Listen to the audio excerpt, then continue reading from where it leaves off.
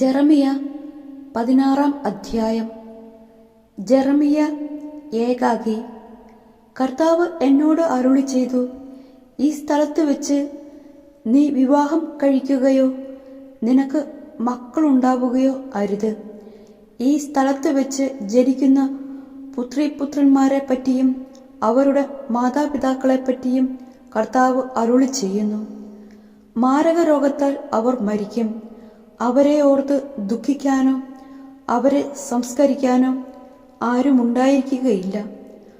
നിലത്ത് വിതറിയ വളം എന്ന പോലെ അവർ കിടക്കും. അവർ വാളിനും പട്ടിണിക്കും ഇരയാകും. അവരുടെ മൃതദേഹങ്ങൾ ആകാശത്തിലെ പക്ഷികളും ഭൂമിയിലെ മൃഗങ്ങളും ഭക്ഷിക്കും. കർത്താവ് അരുളി ചെയ്യുന്നു, നീ വിലാപഗൃഹത്തിൽ പോവുകയോ വിലപിക്കുകയോ അവരോട് സഹതപിക്കുകയോ ചെയ്യരുത്. എന്തെന്നാൽ എൻ്റെ സമാധാനം ഈ ജനത്തിൽ നിന്ന് ഞാൻ പിൻവലിച്ചിരിക്കുന്നു.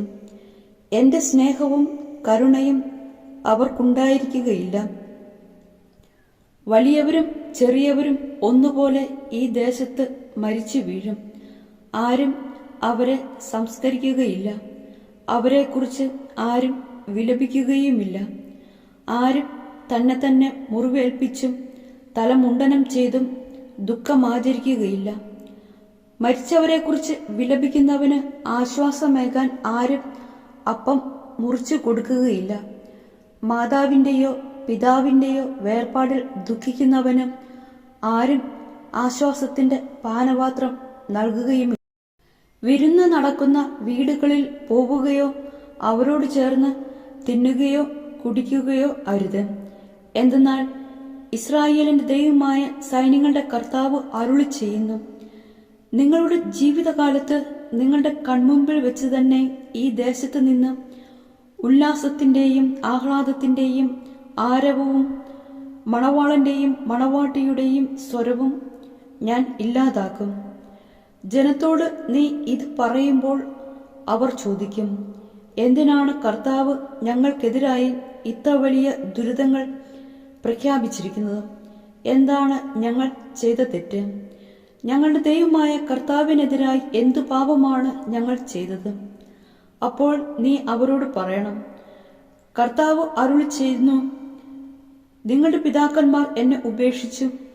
അവർ അന്യദേവന്മാരെ സ്വീകരിക്കുകയും സേവിക്കുകയും ആരാധിക്കുകയും ചെയ്തു.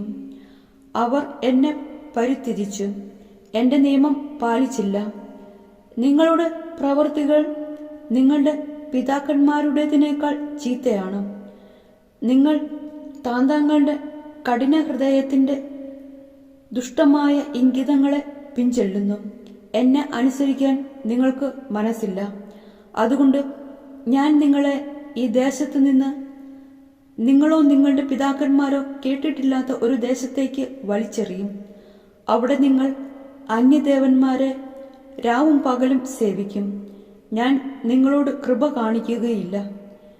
ഈജിപ്തിൽ നിന്ന് ഇസ്രായേൽ ജനതയെ കൂട്ടിക്കൊണ്ടുവന്ന കർത്താവാണ് എന്നും പറഞ്ഞ് ആരും ശപഥം ചെയ്യാത്ത ദിനങ്ങൾ ഇതാ വരുന്നു.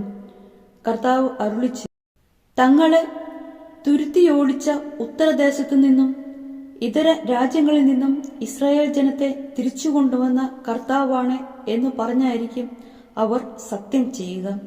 എന്തെന്നാൽ അവരുടെ പിതാക്കന്മാർക്ക് ഞാൻ കൊടുത്ത അവരുടെ സ്വന്തം നാട്ടിലേക്ക് ഞാൻ അവരെ തിരിച്ചു കൊണ്ടുവരും.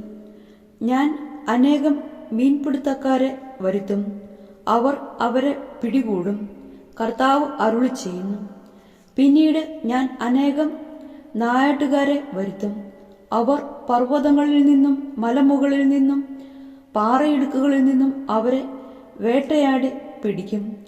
അവരുടെ പ്രവൃത്തികൾ ഞാൻ കാണുന്നുണ്ട്. അവ എനിക്ക് അജ്ഞാതമല്ല. അവരുടെ അകൃത്യങ്ങൾ എന്റെ കണ്ണുകൾക്ക് കോപ്യവുമല്ല. അവർ നിർജീവ വിഗ്രഹങ്ങൾ കൊണ്ട് എന്റെ ദേശം ദുഷിപ്പിച്ചു. തങ്ങളുടെ മ്ലേച്ഛ വസ്തുക്കൾ കൊണ്ട് എന്റെ അവകാശഭൂമി നിറച്ചു. അതിനാൽ അവരുടെ അകൃത്യത്തിനും പാപത്തിനും ഞാൻ ഇരട്ടി പ്രതികാരം ചെയ്യും.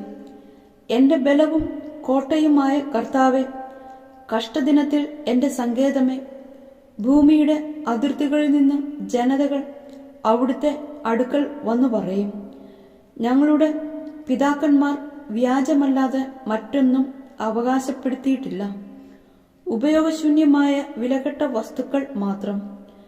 തനിക്കു വേണ്ടി ദേവന്മാരെ ഉണ്ടാക്കാൻ മനുഷ്യന് സാധിക്കുമോ? അവ ദേവന്മാരല്ല. അതുകൊണ്ട് ഞാൻ അവരെ പഠിപ്പിക്കും, എന്റെ ശക്തിയും ബലവും അവരെ ഞാൻ ബോധ്യപ്പെടുത്തും. അപ്പോൾ കർത്താവെന്നാണ് എന്റെ നാമമെന്ന് അവർ അറിയും.